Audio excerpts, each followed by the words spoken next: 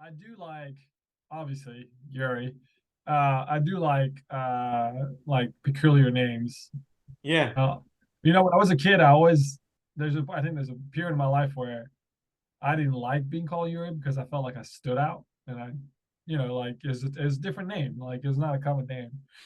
But then the older I got, the more like the prouder I got of my name too, because I was like, yeah, no, there's not many people that have my name. yeah. Yeah. It's kind of My, cool. I like the unique names. yeah, it's growing up, it was very hard to find my name. My dream was to have my name like on a key. Remember in the 90s when people get their names on keychains? Keychains, yep. Yes. I could And never I was find like, mine either. I always, yeah, I'd always look for it, and it was always disappointing. And then we went back to go visit family in Ireland, and I finally found a keychain with my name on it. Nice. Goddess, And it was an Gareth. awesome, yeah, it was an awesome keychain, and that's where I found out on the keychain it was Gareth was one of the Knights of the Round Table. That's where the name comes from, Ah, That's right. and it's a Welsh name, so it's more popular in like England, Ireland. You'll see the sure. name, but yeah, I've never met anyone over here with That's my cool. name. That's really cool though. Yeah, You've and there's got a to guy. start. You've got to start introducing yourself with say your name with an accent. My name's Gareth. Yeah, One, two, three, four. Hey, thank you everyone for checking out our Ask Us Anything for 2023. Today I have with me our usual guests, Gareth Hart and Yuri Nelson, co-founders of Telios. I am your host, as usual, Charles Rodriguez. For those of you joining us for the first time, we put these together at the end of each month. We answer questions from our community. I want to put a big shout out to everyone out there using the beta and providing that constructive feedback. Your suggestions and findings have been extremely helpful for a very small team, and we're trying to continue to finely tune what we consider ourselves, which is the email of the future. Everyone watching, please, you know the spiel. Like the video and any others you find helpful on our channel. If you haven't subscribed, what are you waiting for? Click the link below. You can get notified of any of our new Ask Us Anythings, any of our how-to videos. Oh yeah, that's right. We do have a new playlist for how-tos. We received some extremely good feedback from our community about our last Ask Us Anything. And we're including these how-tos now separately. So for example, this month we released custom domains. And we've got a how-to in case you really want to learn, if you need to learn how to use the custom domains feature, create claimable mailboxes in your sub account. So check us out, like, subscribe, you'll get the notifications, and it'll be extremely helpful if you're using the beta. If you have any questions that may or may not be on our knowledge base or on our how-tos, hit us up on Discord. We've got a support channel for you, and we're constantly monitoring it. And anybody who posts on there will reach out directly and help you triage and answer your questions. Gareth, Yuri, good morning, guys. Good morning. morning. So before we begin, we get into the questions that our community gave to us. Any nuggets of wisdom for the folks out there as we close January? Like you said, we're a small team, and in the last couple of years, we've been kind of laser focused on building the actual application, proving that the concept works, and all that stuff. And now, we're kind of entering a phase where we're trying to refine kind of the brand Telios and our voice, so that people understand better what we're doing and what our product does. And so in 2023, it's actually an exercise that we started a couple months ago, but we are doing what's called a brand refresh. So basically, we're going through with the assistance of a copywriter, through our websites, our materials, and figure out what we can do better, how we can better explain things. So we've got a little sneak peek of kind of what the new updated language and voice is going to be, and I'm pretty excited about it. They were able to put into word things that maybe we're not able to vocalize ourselves quite as eloquently. So hopefully in the next few months, as we update the website, we update our material, people will get an even better understanding of what Telios is about and what we're trying to do. So I'm excited about that. and just kind of putting that out to you guys to reflect upon and give feedback on. So it's not a nugget of anything, but just something that was on my mind. It's a nugget of information, man. That's good There stuff. you go. Yeah, I would say that up until now, over the past couple of years, is like Yuri was saying, is really just been building the infrastructure, building the foundation of what Telios is going to be in the future. And so it's been, a little rocky and rough when you first are building something brand new, especially with the type of tech we're using. That's there aren't really a lot of production apps out there using this stuff yet. So we're going through the painful phase of building in an environment like that. And now that we're at the point now where we have the foundation, right? And now we can start. Now that we've got the foundation, now what we're doing is we're trying to make it as stable as we can, more stable. So in the next few months, I'd really like to see Telios leave beta and go into a stable 1.0 release.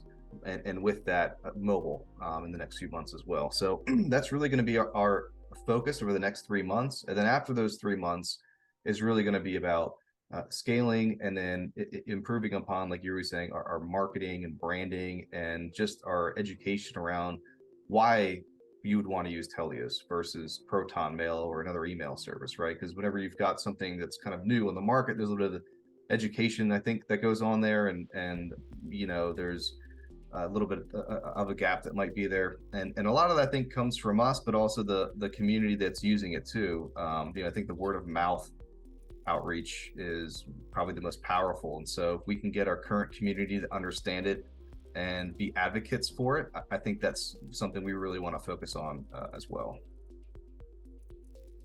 That's awesome. All right, guys, y'all ready? We've got some questions, some doozies, some fun ones.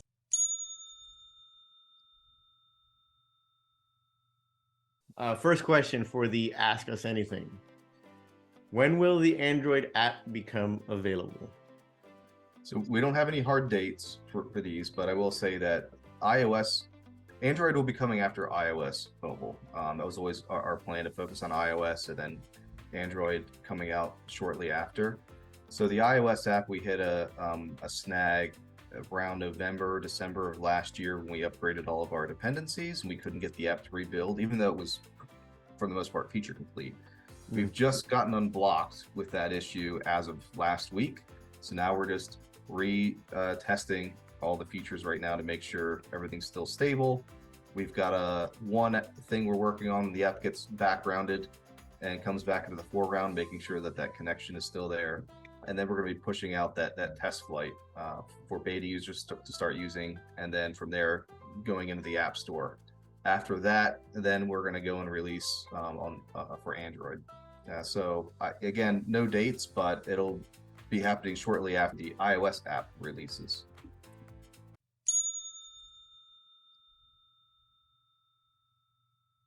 So I decided to click Remember Me when logging in and got greeted with the prompt that it'll store the master password in plain text upon doing so. I'm curious if there are plans to encrypt that at all in the future.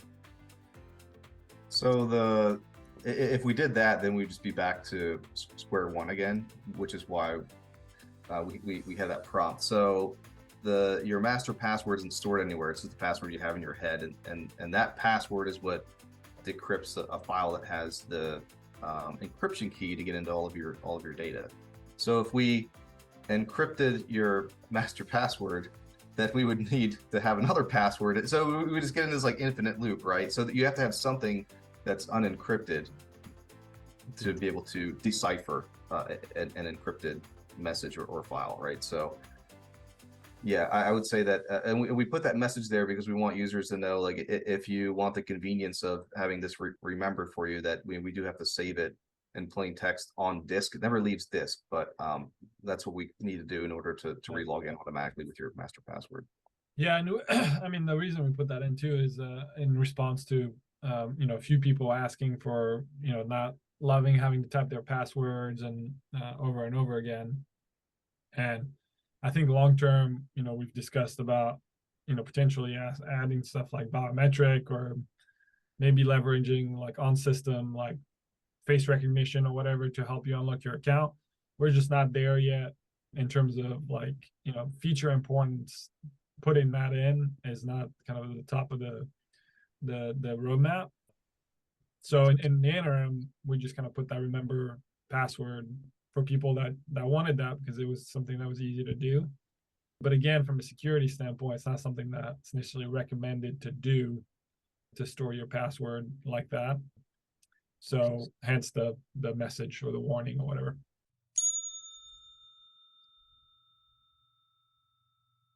What are the team's go-to types of pizza? So I think we've got, we're gonna go through each one of us and answer that one. But Youri, what if you're in a pinch and you're trying to get a pizza, what is your go-to pizza, man? Yeah. What is my go-to pizza? So we've got this pizza joint in town called Benny's that I really like. And they make I think it's some kind of a mushroom with the pizza with a white sauce, and I can't remember the name. I'm blanking on the name, but it's really good. And it's like a white sauce, some mushroom, I think some onions. There's no meat on that, and that's pretty baller. But if I have to order something from Domino's, it's probably like a meat lover pizza, like sausage, pepperoni, bacon. It's always the carnivore special. The paleo pizza. That's right. How about you, Gareth, man? What's your go-to pizza? I'm a pretty basic gentleman. I just pepperoni for me. That's my go-to, pepperoni pizza. No anchovies, none of that. No, I mean, I actually never had an anchovy pizza. Really? I don't know that many people who have. Actually. I actually love anchovies. That's Really? Oh wow! I really like anchovies. Oh, I mean, I will eat all. The only types of pizza. The only pizza I won't eat is pineapple. It just doesn't do anything for me. But I'll eat all other types of pizza. I'm totally with you. If you like pineapple on your pizza, I would like a word. My guilty pleasure, and I love pizza. I'll eat any kind of pizza, but my guilty pleasure pizza, and I'll probably order it on Sunday for the game, is the Philly cheesesteak pizza from Domino's. I'm gonna have to work out for about 72 hours straight after having a couple slices of that, but oh my god, it is just delightful.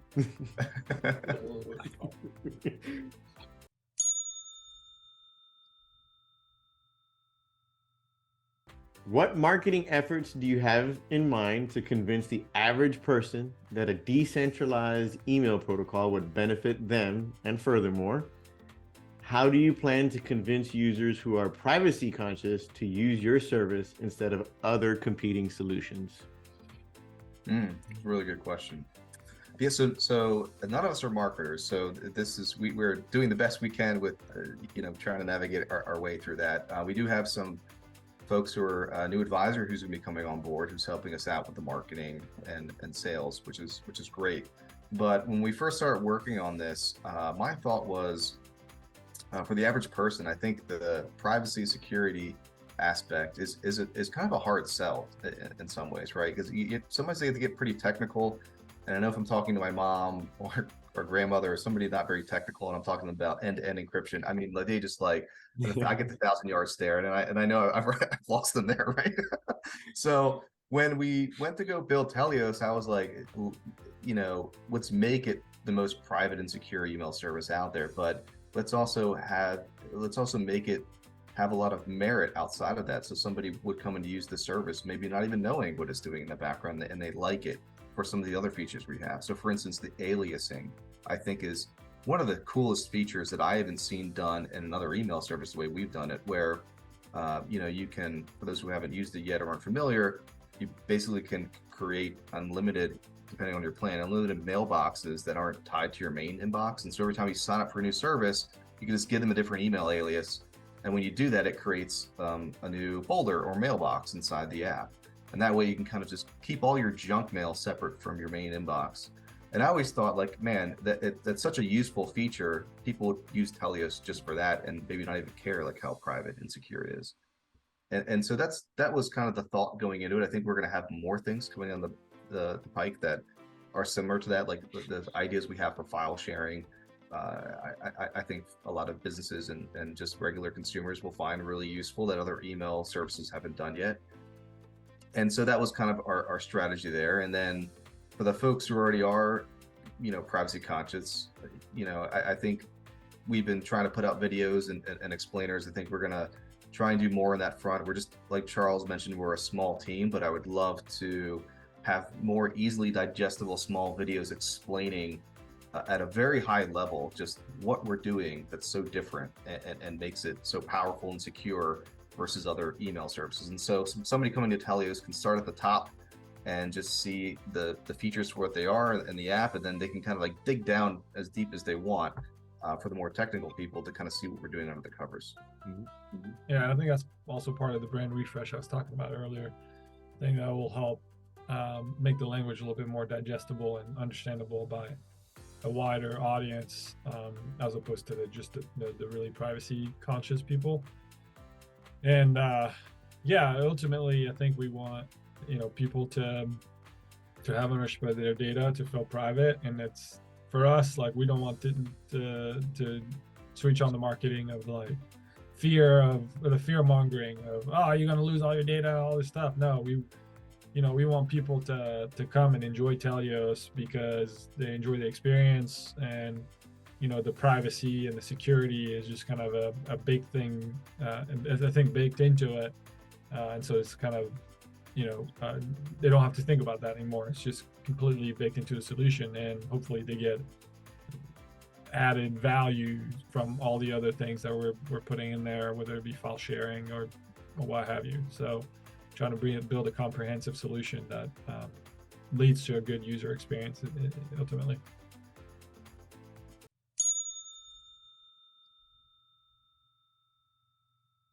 I've been using Telios since late April of 22. And in that time, I've received about 2,000 to 2,500 emails.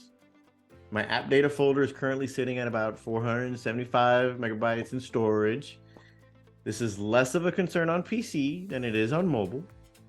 Any thoughts on compression and or on-demand retrieval functionality of some sort to relieve that storage need on the mobile devices, which tend to have much less than the typical laptop or desktop spec?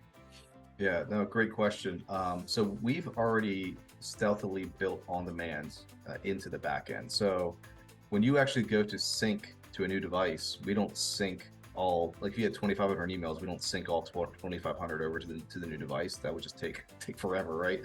So what we do is we sync all the app data. So the actual database and app data and metadata is separate from the actual emails. The emails are still physical files that are out there on decentralized SIA or local on your device. And when you sync it to a new device, what we do is when you go to open up the email, it goes and just retrieves it from decentralized storage and then saves it locally.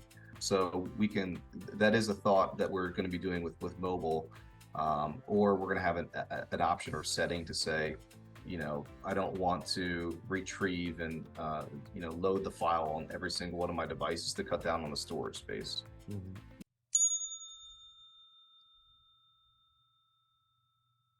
Following the release of the mobile app, are there any plans to do something similar to the Appsumo campaign that we ran in 2022 for 2023?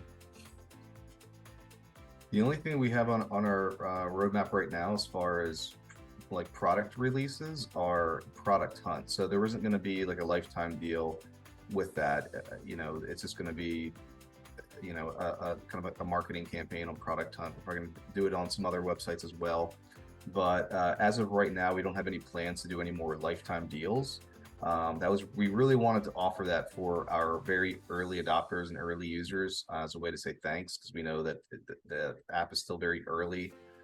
In the long term, it's not, economic. The economics don't make sense for us giving those lifetime deals for a certain amount, because that we would lose money on those over time. So those are just for the early users. We probably won't be doing another one of those going forward.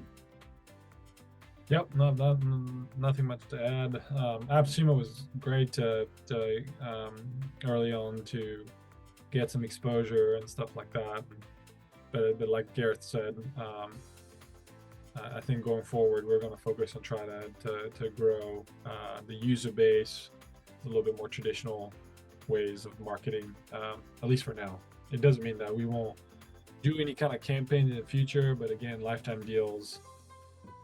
Probably not anytime soon. Yeah, for sure.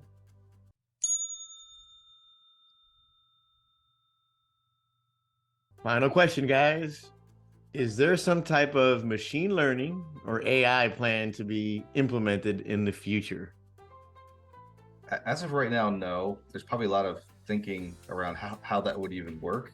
So for those who maybe aren't as up to speed on the tech, all of your app data exists only on your phone in an unencrypted manner, right? So we don't have any of that data that we can run through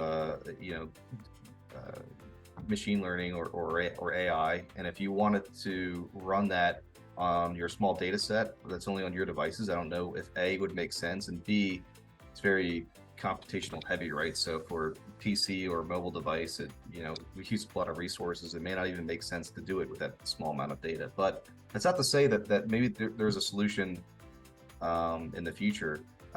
But as of right now, it's not anything that's kind of on the forefront of our minds. Exactly. I mean, it's there's a lot of cool stuff out there, especially with the advent of Chat GPT and stuff like that. So maybe in the future we can figure out some sort of an integration that makes sense. But right now we're kind of more focused on making sure the platform is stable and the marketing piece and just kind of getting the word out about Telios and going from there. Right on, guys. That is all of the questions for January. I want to thank everybody tuning into the video. Gareth and Youri, always appreciate your guys' time. I know you guys are extremely busy. We've got a lot of stuff going on. To the Telios community, thank you for your support. We really can't do this without you. Don't forget, you guys are going to get tired of this, but don't forget, like, subscribe. You'll get notifications when we put these out there. If there's anything that we may be missing, and you put a note in our Discord support channel, reach out to one of us. We're always monitoring it. And then follow us on Twitter. We're always posting any of our updates, any new releases, any patches, whatnot. We always announce it on our Discord server. We always announce it on Twitter. And some of you folks are already subscribed to our email campaign. So thank you all very much for tuning in for January, kicking off 2023 right. Guys, any final thoughts as we close out the month? Well, I mean, one thing that comes to mind is I think very thankful for all of our users and people that are supporting the project and helping us out in various ways. We're not quite out of beta yet, and so there's still going to be some issues here and there, and we're trying our best to resolve them as they arise. I think the complexity, obviously, with Telios is the tech that we're using is and developing is very cutting edge. So the problems that sometimes arise are more complicated than just fixing just the one line of code and repushing to production. So we appreciate everybody's patience and understanding there, and really excited about the stuff that are coming down the pipe. And as always, hit us up if you have any questions or concerns or want to talk about the product. We're always happy to chat with our users. With that said, guys, thank you all so much, and we will see you in February.